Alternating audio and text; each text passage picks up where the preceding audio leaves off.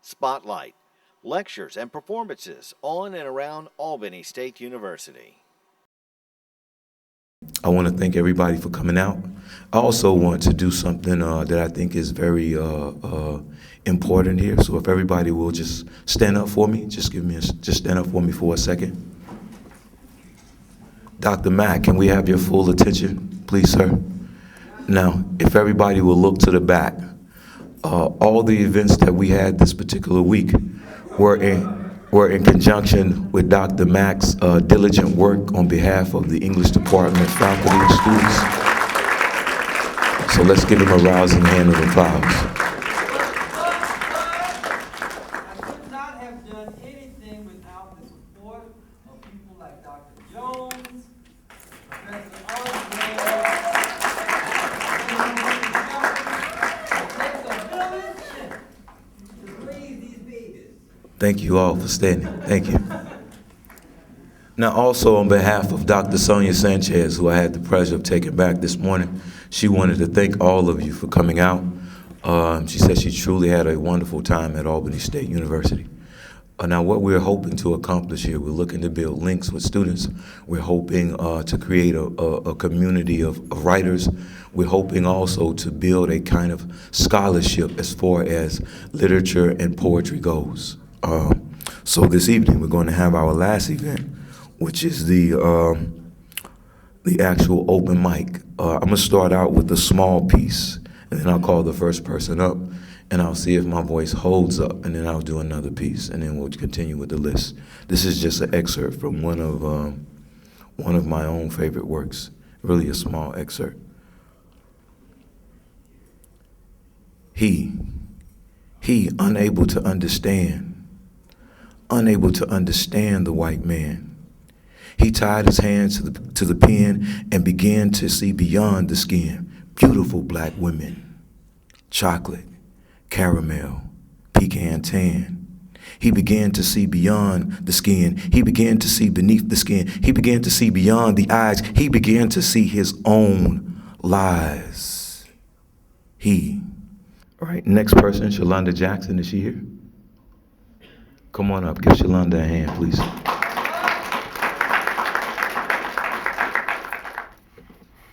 Iridis, a word brought down on holy wings into one sound asleep. Iridis, from holy eyes that watch and protect, no longer able to bear the sight of another lost lamb. Iridis, it means I am dry, parched, withered. Iridis, no longer able to stand the rain, no longer able to withhold a flood. Iridis, this is me.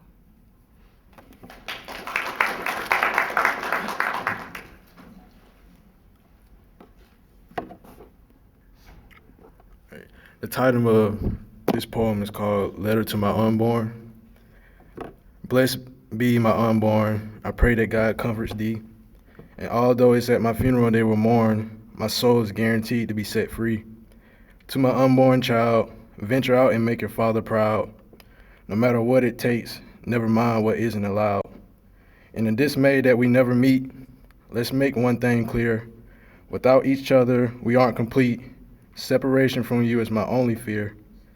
I may never see you walk, may never wipe your cold tears when you cry. I probably won't even hear you talk, and only my God, our God, knows why. But I hope you understand my love letter. I know you can't help but smile. One day soon we'll be together, sincerely yours forever, to my unborn child. Thank you, sir. He wouldn't tell me what the poem was about. He told me I had to wait and see. That was a sweet poem, sir. Victoria Adams.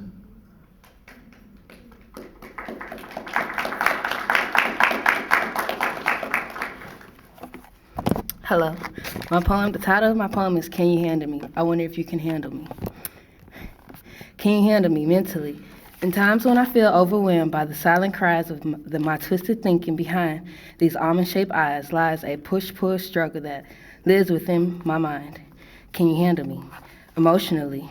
As wide as all 7 oceans, as bold as every color in the spectrum, The love from my heart roars like 1,000 lions and lionesses, crying out for peace and happiness.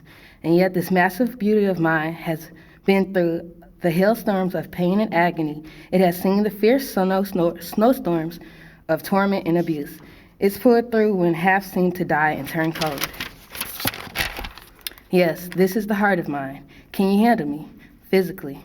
These curves of sweet and honey caramel flow from each and every part of this gorgeous creation of wonders and amazements. Aggressiveness is what the flower has endured, its very existence.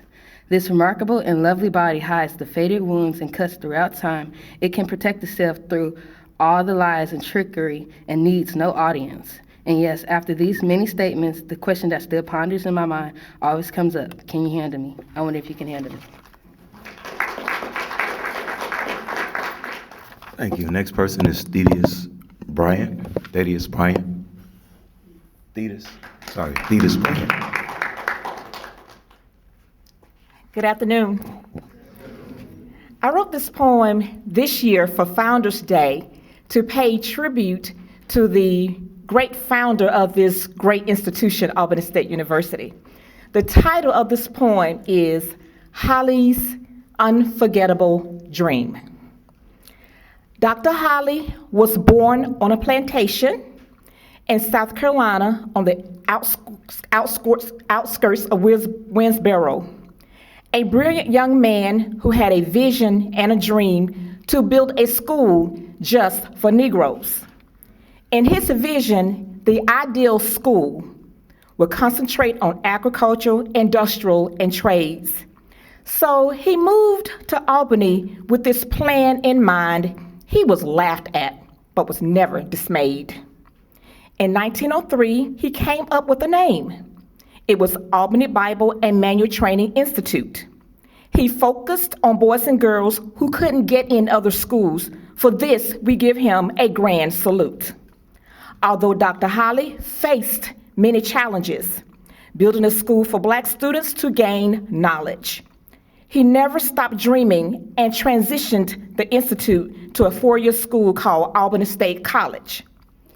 Today, we are Albany State University, where potential realized is our prestigious theme. We have a past to cherish and a future to fulfill. This undeniably is Holly's unforgettable dream. Thank you.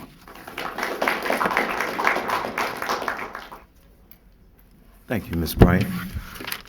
All right, the next person we have is Andre Joseph.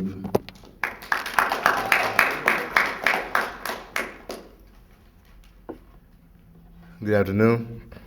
This is a poem I did a while back, but I got some good feedback, so I decided to do it again. It's called I'm the Only Survivor. Always told I'd be looked at differently, mainly because of my color in this community. Intelligence don't matter, just hope you know your role. I guess that's how the life of a Black man roll, but I scream no more. I'ma be looked at right by not getting into trouble. I have my head on tight, my future will be bright and past will be diminished. That's why everything that I start is guaranteed to finish. See, I was a man at 14 going on 15, handling responsibilities at a young AGE. But when I turned 17, I didn't need a GED, because when I walked across that stage, I felt free, just ready to start a new life and to handle business. I had two proud parents in the crowd as my witness, like my time to shine, felt like the world was mine, like I could make giant leaps. No such thing as steps at a time, but in reality, life was ready to knock me down like a fatality. The devil overpowered me. You know he got that talent, see? That's because I never had the privilege to go into the water and to rise up and my troubles will be over. So I rely on faith and I rely on prayer. Bypass every comment attempting not to care. But I'ma stand out and be the best. I am the only survivor out of 1 trillion deaths.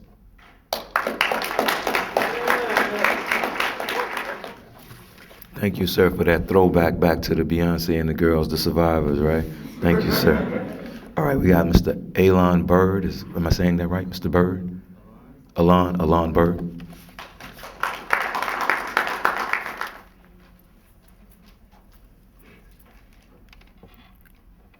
Good afternoon.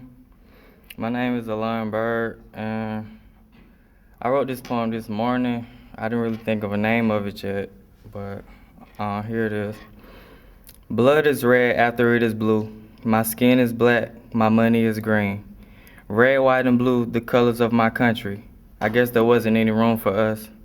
13 stripes on the flag, but that's nothing compared to the slave with shackles on his feet, looking up at the sky, asking God why. Why do they hate us, evil cracker? Aliens to the country they overtake. They call this destiny, for they will meet their destiny. Lord, forgive me. Please remove hate from my heart. I ought to kill him dead when he beat me. Without that whip, he's weak. No greeting, just guns. Labor with no funds. Ain't no house nigga, nor am I his brother. They killed my son, making my wife a childless mother. Lord, forgive me. Please remove hate from my heart.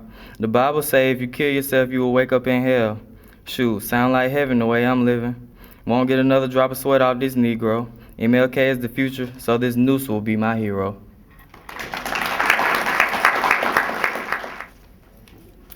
Thank you, Mr. Bird, with those fly pants on. All right, we got Mr. Maurice Howard. How y'all doing? The title of my poem is God Will Make a Way by Lindia Preston. Society seems in a mess. Mothers cry while fathers stress. To be polite is a disgrace, as children mock you to your face. Every day, the papers show that crime and rape did upward grow. The things done in laboratories are stashed away in inventories. Drugs and sex aren't hard to find. It seems as if the world's gone blind. For what the people fail to see is messing up society.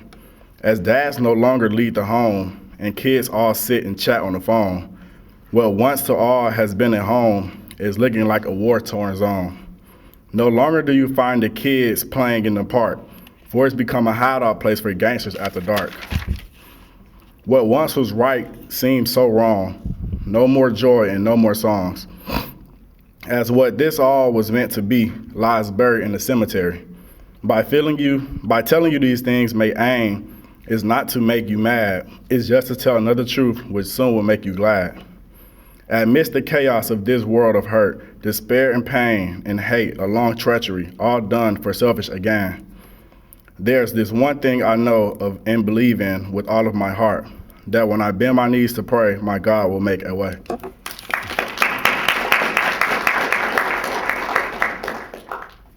Thank you very much, sir. Next, we have Shanice Colon.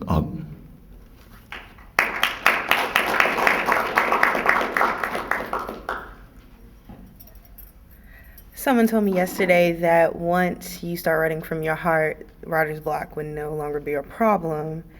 So that's what happened, and it's untitled. I'm addicted to this fallacy of this reality that one day we will be, maybe, again. But as my dreams come crashing down like a ton of bricks, I realize that the notion of the motion that we once had has ceased. No longer filling my physical space, but always on my mind and heart's face. I remember when we fell in love and wrapped ourselves with its warm embrace, but now I have another in your place. I know it's wrong, but you stay on my mind, my heart, my body, and my soul. Never leaving me, my heart has officially made you its goal. This forbidden love I have concocted can only be mine to know, even though this hurts, I chose to let you go. Let you go to be free, to find someone better for you than me, and vice versa. I sometimes sit and wonder on how things could have been, should have been, would have been. But I stop those invading thoughts and realize that I'm content with you being the lost love that I purposely lost so I can find myself.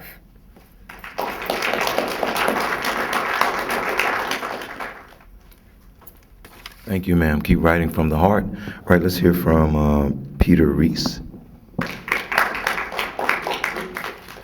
All right, this was originally part of a rap song, but I thought it was lyrical enough to be a poem.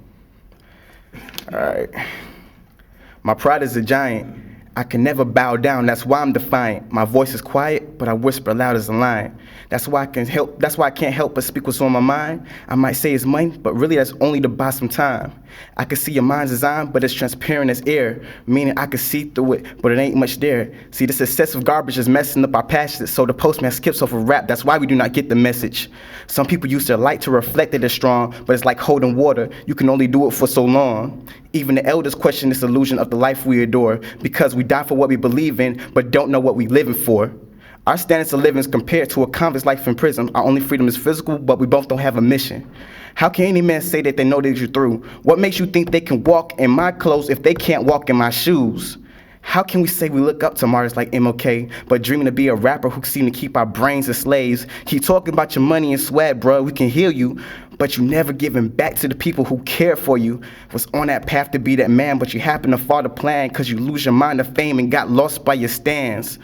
Then you talk about being real like you the voice of the hollow, instead of being a voice of now so you could pave the way for tomorrow. See, the problem is we never acknowledge ourselves while we acknowledge the gangs, the weed, and our people going to jail. It's like we hate the positive, but only want to see the negative, like the way we live in here instead of the way we gonna live. Since I'm a rapper, I'm considered as an artist, so I'm here to paint the picture with the words of the promise, while I sign it with the words that are honest and copyrighted, then show the gallery that may change the world, then leave in silence. You're just gonna swag off like that, huh? Really? You can't tell you didn't do it right then. You spit some high bars. Nice work, sir. All right, next we have last name Malik. Last name Malik. My name's Kaviva Malik, and I'm reading a poem by Tupac Shakur called The Power of a Smile. The power of a gun can kill, and the power of a fire can burn. The power of wind can chill, and the power of the mind can learn. The power of anger can rage inside until it tears you apart, but the power of a smile, especially yours, can heal a frozen heart. Thank you for invoking the spirit of Tupac. All right, next we have Mr. Marcus Reynolds.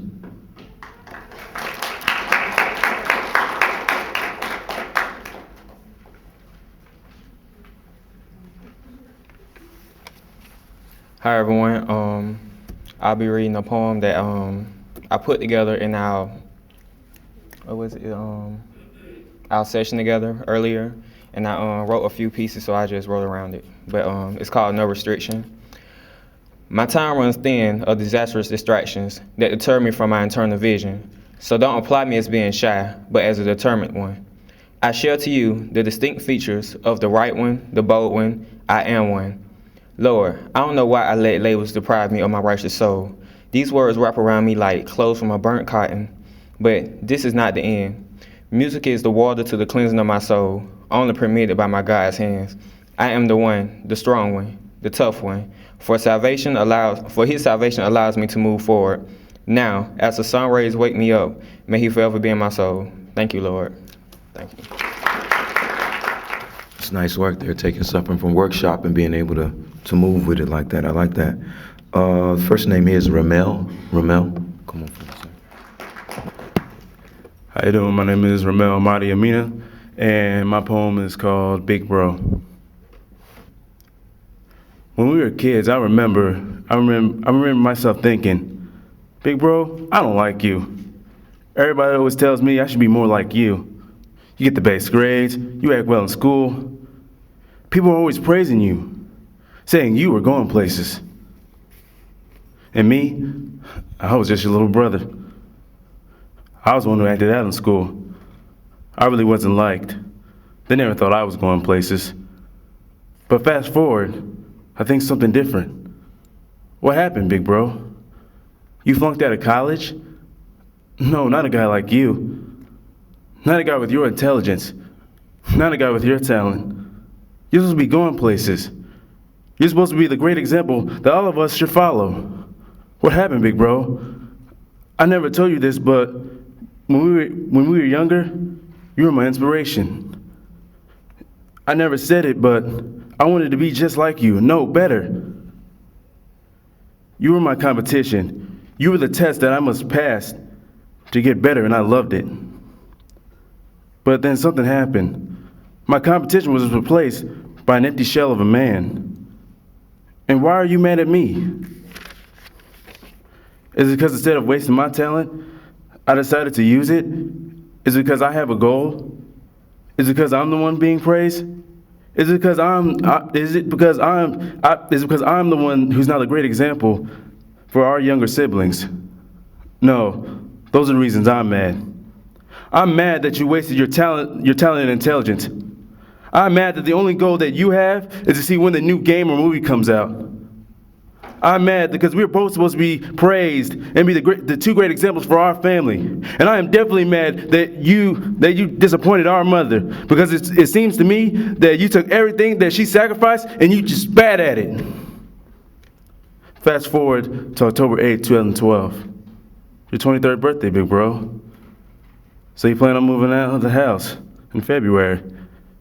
Well, that's good. But before you leave, I need to talk to you. And tell you that I love you no matter what.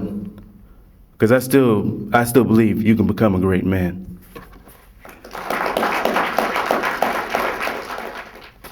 Thanks for keeping the hope in the big bro, right? All right, we'll pause here. We're getting a little, numbers are going down, so to kind of slow it down, I'll do another poem. How many of us ever been on the telephone with somebody and you just start falling asleep? Yeah, all right. This poem is called The Warrior and the Goddess. And my voice is kind of bad, so I can't do it, but I'm gonna dedicate this one to all my students that are here. I lie watching the sound of her voice as I close my eyes, strained in the moment of our spiritual bliss. Osiris, Isis, Horus, Ogun, Oshun. The unpredictableness guides me to him. Connections beyond our grasp. The warrior and the goddess mask protrudes as I dip my hips and glide on his hips. I am mesmerized by her lips and every word that oozes out of them. The cosmic connection, her verbals, injections, soul-fed ingestion made of this and that ease. This and that course of gendered confusion, pathological illusions. The risk we share is mad blingy. The risk we share is mad blingy, coded by times beyond our understanding, missing nothing but the moments and the grains of sand paved our path. I yawn. He laughs. Not at the moment, but at the energy that we share, at the flares in our eyes, the minutes and hours constrained by our distance, tortured and nurtured by our insistence to be loyal and devoted, to be loyal and devoted. The warrior and the goddess wear the mask, an ancestral journey beyond their scope, but well within their grasp. All right, next person to the mic is Victor Thomas. Victor Thomas. Hello, my name is Victor Thomas, and my poem is called Why Shy? I'm shy because of people. I'm shy because of their thoughts. It's a judgmental world. Oh well. But there's no time for that, to think of another's thoughts. But then again we do, and we are still shy. Why is this? We may never know, but in the meantime, I'll just be shy. Thank you, sir. I'm shy too. I really like that poem. Thank you very much. All right, next person is Bernard Goins. Bernard Goins. Good evening. Dr. Mack told me I had 3 minutes, so I brought 2 pieces. So I'm gonna try to do these real quick. Yeah, at the same. All right, the first poem that I'm going to read is called The Day My Sister Died. I'm sitting here with no emotions, not knowing really how to feel. They said she would have been dead 2 years ago if it wasn't for her desire and will. At this point in my life, I accept death in a different way. Jesus calls, that person answers. What more is there to say? She lived a great life, although it was short and incomplete. She left us with many blessings. One in particular is my little niece. Disease took over her body. Her immune system just broke down. It was time for her to take her place amongst the kings and queens of H-Town. H-Town being heaven. You know that place where the streets are paved in gold, where Jesus sits up high and looks down low and has mercy on your souls. She fought a good fight. She lived a good life. She will forever be missed for the rest of my life. And that's the day that my sister died.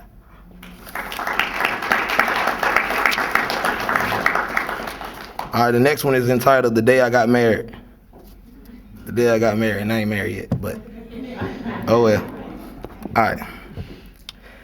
Butterflies flew through my stomach, and sweat ran down my palms, for this was the day I was to marry this beautiful woman on my arm. No more being just me. It was now 2 mouths to feed, 2 people in one house, and we both had the same key. The organ is starting to play. I can hear that unforgettable tune.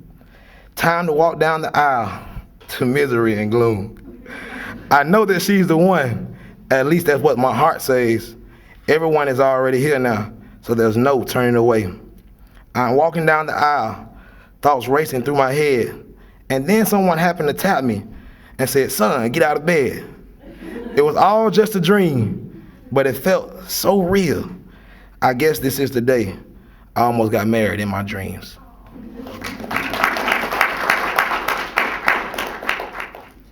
All right, we had the sister to invoke the spirit of Tupac. I guess you calling on Biggie, huh? It was all a dream. But keep it that way. You read that poem again, some sister gonna step to you and make that dream become a reality. All right, we're gonna have the sister name, last name Joseph. Come on forward, please.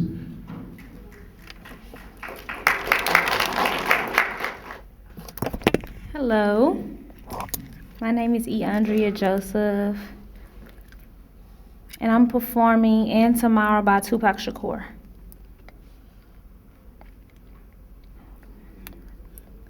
Today is filled with anger, fueled with hidden hate, scared of being outcast and afraid of coming fate. Today is built on tragedies which no one wants to face, nightmares to humanities and morally disgraced. Tonight is filled with rage, violence in the air. Children breathe with ruthlessness because no one at home cares. Tonight I lay my head down, but the pressure never stops, knowing at my sanity content when I am dropped. But tomorrow I can see change, a chance to build anew, built on spirit, intent of heart, and ideals based on truth. And tomorrow I wait with second wind and strong because of pride, to know I fought with all of my heart to keep my dream alive. Thank you.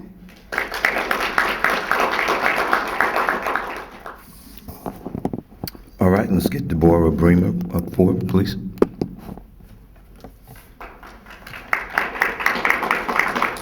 And after her, we'll have Tenya Ali. And after her, we'll have Latrinda Baker. In that order, please.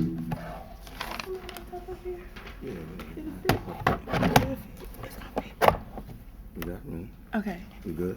Yeah. You sure you need some water? No, I got some water. All right. Can everybody hear me? Okay, so this is a original poem that I'm really nervous about. It does have a meaning that you won't get to the end. It's not provocative, but just bear with me, okay? It's called Beautiful.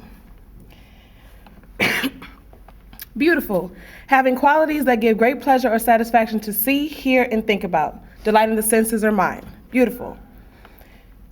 A few years ago, I met a woman that had a smile that shone like diamonds. When the sun beamed its rays upon her, her eyes were catching in just the perfect light, and she had the most beautiful green eyes that I had ever seen in my life. She was my first love, and she was beautiful. On the morning we met, I walked past her and barely noticed her, except that the whiff of her scent attacked my nose, and the essence of her existence engulfed my entire body, so that I had no control over my body's insistence to walk towards her. She was my first love, and she was beautiful. I couldn't get a word out of my mouth before she divulged her presence into the deepest parts of my poisoned soul, and knowing I was speechless, she took my hand and pulled me into her bosom, trailed my spine with the tender touches of the tips of her fingers, and the warmth of her body seemed to inflame my spirit with each blow of the wind. She was my first love, and she was beautiful. She wrapped her hands around my body, and the rhythm of her body caught mine, and we shared the most beautiful dance. Her body on my body, kissing me in places the sun only dreamed it could reach, and the music existed only in the sounds of her breathing in my ears, so that it seemed like no one else even existed. And with our bodies pressed tight against one another, not even air could penetrate our embrace. And like that, we danced all day. She is my first love, and she is beautiful. But then she changed. That night she grew violent. She threw herself onto me and forced me to feel the full weight of her body, and with her on top of me, I could barely breathe. It felt like I was sinking into the deepest parts of her raging wrath, but I couldn't for the life of me figure out what I did to make her so angry, and although every ounce of me wanted to turn and run, wanted so bad to leave, I just couldn't. So I let her have her way with me. She pushed her body against mine, and she kissed my lips so violently that the passion excited me and made me feel as though somewhere deep down inside of her, she still knew who I was and loved me just as much as I loved her. And she just knew that she was my first love and that she was beautiful. And in knowing that, it gave her that power over me. And even though she had me in the palms of her hand, her tongue never seemed to be satisfied, as that insatiable appetite she had for my body still to this day never goes away. And after she had her waves with me, she laid me down ever so gently on the sand, showered my body with light kisses, and today, she didn't make a grandstand. She crept away as I slept on her bed. All I could dream about was the night we had just shared, and when I awoke, I kind of hoped that we could start the day again, but by then, she had moved on. I had no choice but to acknowledge the crowds of people that surrounded us and made it impossible for us to share such a time as which we had just. So I gathered my things and proceeded down the boardwalk, feeling like a hit dog with my head tucked low so that no one could notice the tears. Because where she once pleased me, she seemed more focused today on pleasing everyone else. I never even knew so many people enjoyed the beach the way I did. I'll never forget that day at Coney Island where I met her, with promises to see her again soon.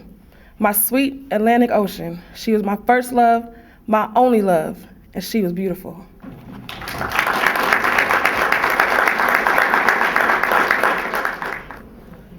Hey y'all, I'm She Writes, also known as Tanur Ali. I'm going to read a piece from my chapbook, She Writes, and so here goes.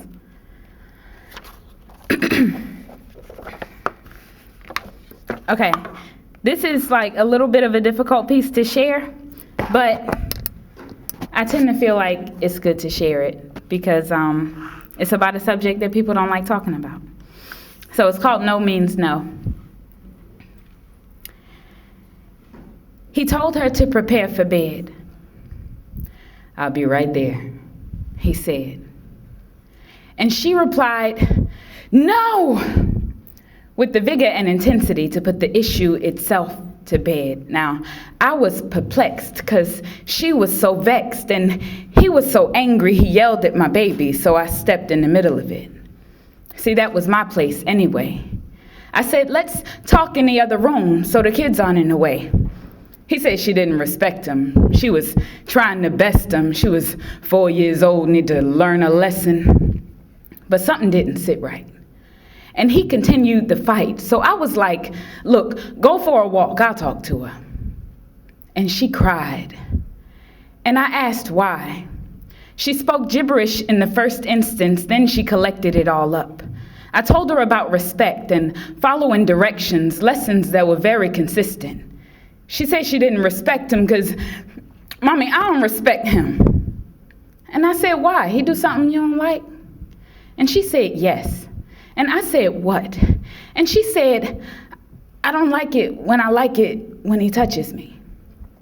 And I said, where? And she said, down there. And that was the beginning of the whole thing. I listened to her story and put her to bed with a prayer. Now, my options were many, but all I could think to get off the brink of homicide was, what if I tried the right way? So I put him out and called the doctor in the morning. She told the doctor her story, told DHS to keep it close to the vest, because if he knew, she said no to her daddy and looked at me like she was telling me to no. And she said it so clearly, no. And I, being young, depressed, and oblivious, inquired why. Came to an answer that blew my mind, not because he was so pristine, but because I was so blind. She said no. And as I circled the last letter in my mind, I came to a spiral I had no idea would wind me 1,000 miles outside my comfort zone, trying to find my babies a home where they could come home and know what mean no. And not to mean no, Mommy, hear me. And stop begging questions to which answers are ready, like tears in the eye after tantrums, waiting for another reason to answer. Reason. My other baby wasn't so obvious. She had strapped herself to the hinges of the bedroom door by the neck with a belt and cried, "No, no, no!" And I cried, "Why?" Thinking back like, what? How could a 2-year-old be so angry? It was such a strange thing. I took her to get help mentally. They said, "You have a very intelligent baby. Take her home and tell her no, and she'll be fine." Everything's just fine. He's fine. She's fine. Ignorance is bliss, 'cause when you're in it, everything's just fine. Then you wake up one night being raped by the very existence of doubt. There is no benefit in doubt. If it's in the heart, it's in the mind. Be so inclined. Strike first against the demons who'll defile your child. Get him out.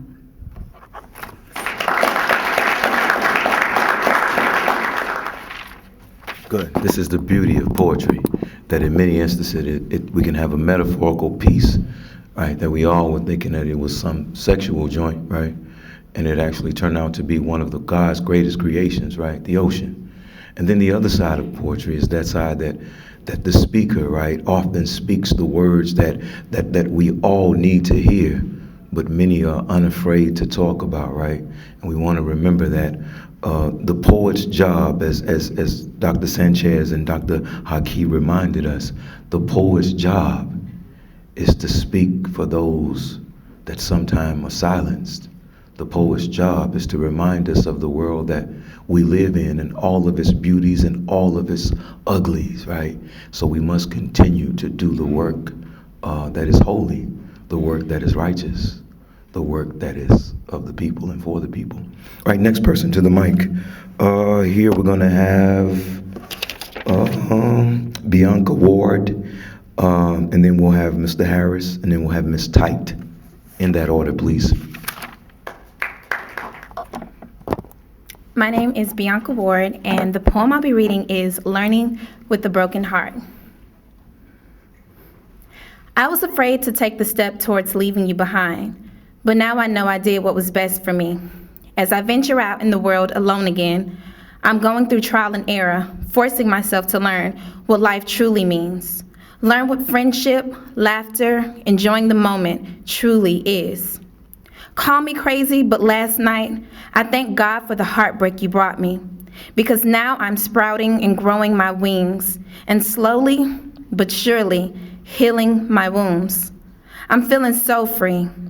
Thank God. Now that's the beauty. I reclaim my power, and I'm learning to live, love, laugh, listen, lend, lift, and levy with a broken heart. What I learned about life and love and myself can never be taken away from me. Educated myself after the pain, I'm still beautiful and empowered young woman indeed. I've learned to keep learning. I've learned to keep living, even with a broken heart. Oh, you know, applause. I'm finna do a poem called My Sister, My Friend. And it goes like this. To me, you are my angel in disguise, full of intuition, intelligence, and wise. Always giving and helping through good times and bad. You are the best friend I ever had. If I had one wish, it would surely be to give you as much as you are giving to me. Though I put our relationship through some cloudy days, you have been my sunshine in so many ways. Through trials and tests, right by me, you stood and gave me your hand whenever you could. Thanks you so much, my sister, my friend. My gratitude for you has no end.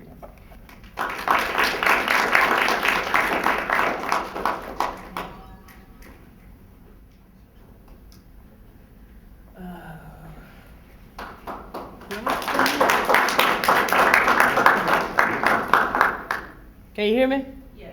Can you hear me now? Good. I don't like podiums that way, so. I'm Oshi Type, and this is a piece that I do for you. As of lately, I've been getting bored, living to maintain, searching for enlightenment, itching for that change. A lot of love, a little lust, a whole lot of action. good people, good times, the law of attraction. Centering my thoughts on what's really real to me. Praying that God revealed His life beyond what I can see. It's like a fantasy. Why is it so hard to believe? But I gotta have faith to make it be what it can be. See, I've been knocked down by doubt, paralyzed by fear, trapped by the ignorance that's whispered in my ear. Instead of taking my own path, understanding what's revealed, is respect for the life giver and the life given. That I can press on because I have been delivered. It took me a while to understand that. Do you hear me? This is what I do. I can't run from these lyrics. It's a love-hate type of deal. That's why you feel it, because I'm real about it. Ain't about no money, because it comes with it when you're gifted. I'm tired of holding back. I'm giving everything that's in it, because I do see the mission. I'm on the road to getting it. My mission is to live in it. Thank you. Mr. Harris, right? Come on up, sir. Oh, she's so tight, right? She is tight. I got that. She is tight. Tight work, slight work, right?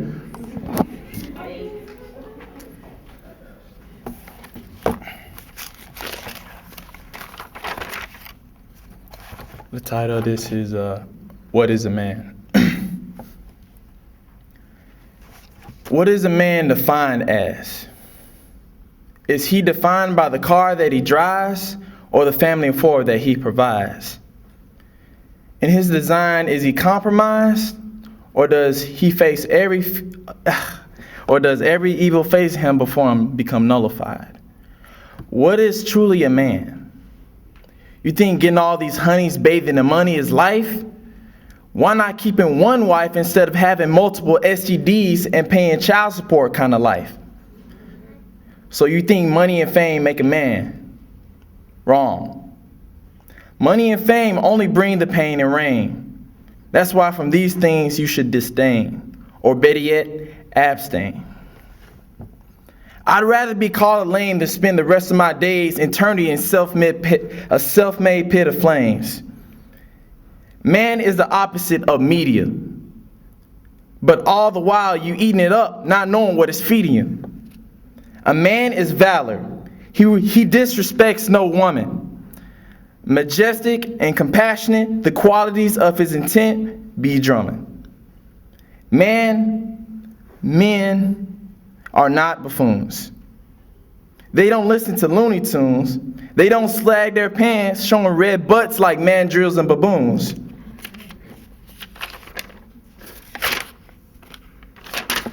No, that's idiotic, and I'm trying to stop it. Men should not grow up to be alcoholics. I hope and wish this evil to be abolished. A man is the strength of his family. Without him, there is only rupture, no structure, sanity. Without the role of a father, children only grow to know the life of the streets. They will learn of evil things done, but only in secret, discreet. They grow up to learn death and destruction, but later on, a bullet to their head will stop their body's function. The true man of our society is dying. I see him fading away. I see the true America crying. Where is the true man? Where has he gone? The answer lies in all of us. The actions you take, the choices you make, the acceptance of the truth or only what's fake. Taking responsibility when we have made mistakes. I know the true man. I have seen the true man. My father is a true man, and I will be a true man. Thank you.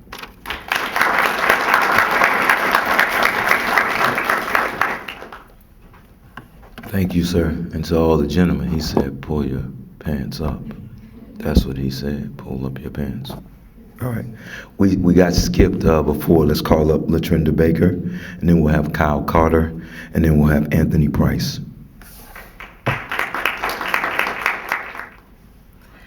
Hello, everyone. I'm going to do a piece entitled, "'Tis the Season to Grow Up." I'm just going to jump right into it. Yes, it is possible that growth can be stunted, expressed in such a way that one may feel numb, the effect of when a smoker feels blunted, or the effect of when we feel trapped within ourselves, creators of our own hell. Blame it on the outside, even though we don't let them in. Within ourselves, we hold the master key, leaving the hand that tries to be a friend empty. No one to unlock our purpose for us. No one to unlock our purpose for us. We desperately cry out for an exit to freedom, but do not take a step into the light. We'd rather cry in the river we will drown in, reside in a numb comfort of where the hurt is. But once a voice is lost, because the cries have become straining, and we've waved our white flag to the point of almost fainting, a solution stands at the door. We no longer have to fight. A cry we no longer have to cry. The ability to see a reflection that urges us to try. We begin to realize that we are our own answer. We begin to rid our soul of a failure cancer. Notice that there is a season within reason that we can no longer deny, but yet believe in. Something in us clicks, and no longer do we look down. No longer are we slouched in regrets and disappointments, holding our head to the ground. All of a sudden, we notice what we couldn't see at all. We stood up to take a look in front of us and noticed there was no longer a wall, but yet a mirror and a reflection standing tall.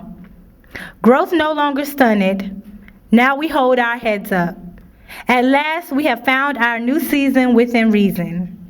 'Tis the season to grow up, my friend. 'Tis the season to grow up. Thank you.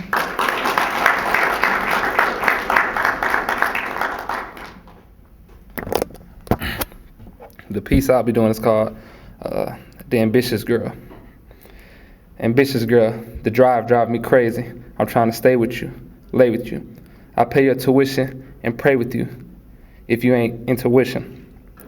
See, the last one I dated, I hated. We woke up, I go to work, she leave out. Come back with some makeup, high heels, and a purse. And the worst I ask, baby girl, what inspired you? What do you aspire to be? She replied to me like, why you perspiring me? Pardon me if I'm sweating you, but I want to see something in you before I invest in you. Ambitious girl, I'd rather you tell me to hit you later because you got to finish a paper than to be in my face asking for a rosé cup. See, these women can't cut in your business. I'm in love with your business, and the productivity is the reason I'm interested. Ambitious girl. See, I like the person that you are, but I'm in love with the person you have the potential to be. And all the dreams sharing with me, and your secrets bearing with me, and the flaws you ain't even got to mention to me. Ambitious girl, you just want to win, and you rather choose your dreams than to chase these men. They try to chase these skirts, they try to chase these shots with flavors that ain't even sweet as her. My ambitious girl, I won't forget you. I just reflect how I ain't met you yet, boo. So somewhere getting your life in order. So for the time being, I hope this might support her, or work. She worth it. Go, girl. Ambition.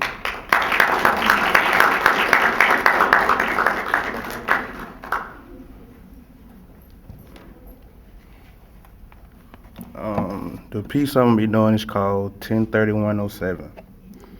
Just getting in from work at 7 a.m. and the phone rang.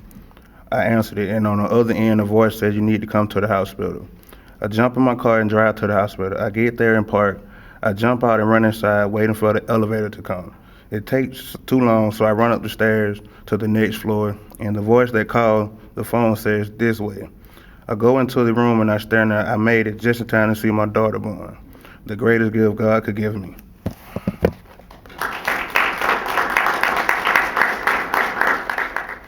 All right, one time for Wale and the Ambitious Girl. Oh, you didn't think I knew that, huh? Oh, slight work, tight work.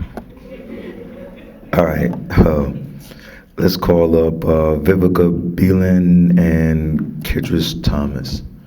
Come forward, please.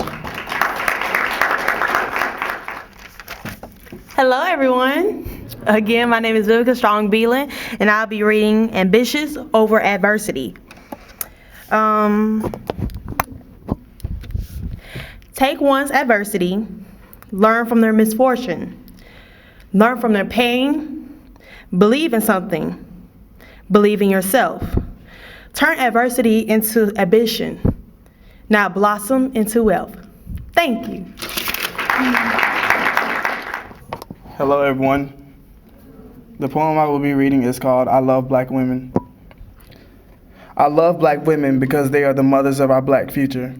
I love black women because of their enduring strength, a strength that at times has arisen above the failures of black fathers. I love their curly hair, their braided hair, their straightened hair, and even kinky hair. I love their full lips and, of course, their brown sugar skin. But most of all, I love black women because I am a product of a black woman. Black men are born of black women and influenced by the black women in their lives.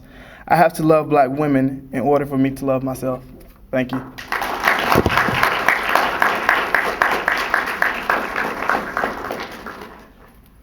All right, as we prepare to close this out, I would be remiss if I didn't say this since I'm supposed to be a professor of English. We always want to give credit, right, to whomever is the author of whatever piece that we wrote. Otherwise, what would we call this? Plagiarism, right? Originality is the key, but you can always read anybody's work. You got to give them the props, right? Because if it's over 16 bars, over how many ever bars, that person labored over that, right? So it's always important to do that. Now, as we close this out, we really want to thank all of you for making this happen, all of you for your innovation. So give yourselves a rounding sound applause. Right. We're hoping to hear bigger things from you as we continue to work through the rest of this semester, but also next semester, and work towards the next Poetry Festival next year as well. We're going to have Sister Ali to come up and close us out. Give her a round of applause as well as yourself again. As you prepare to leave this place, we want to say God bless you and thank you for your involvement. In the words of many of the great ancestors, Hotep, peace, be easy, and love your beautiful black selves. Thank you. Hey, y'all. Okay, I'm gonna go easy on y'all this time. I'm going to do a love poem, and that's the title of it, a love poem. So I hope y'all. Wanting to write like I had never written before.